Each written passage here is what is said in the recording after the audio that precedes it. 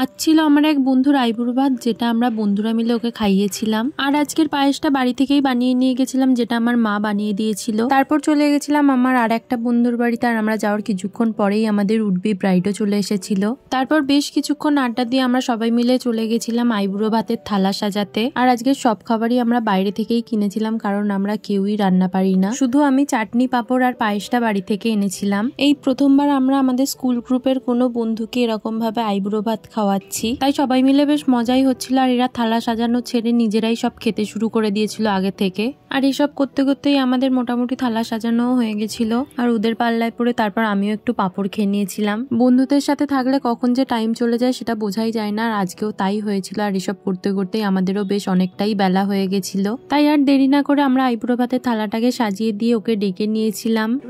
বাসু বাসু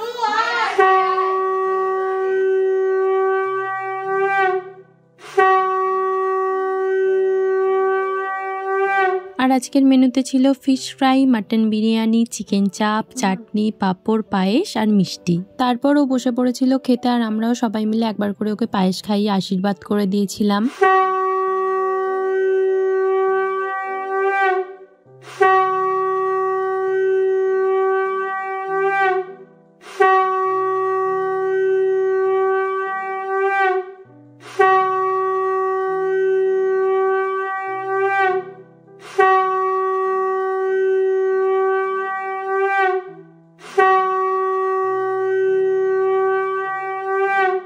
খাওয়া শুরু করার পর আমাদের মনে পড়েছিল ওর গিফটটা দেওয়া বাকি আছে, তাই সেটাও দিয়ে দিয়েছিলাম। আর তারপর আমরাও সবাই মিলে বসে পড়েছিলাম খাওয়া দাওয়া করতে। আর আজকে সৌমির আইবুড়ো ভাতের জন্য আমাদের বন্ধুদের মধ্যে ছোট্ট করে একটা রিউনিয়ন পার্টিও হয়ে গেছিল।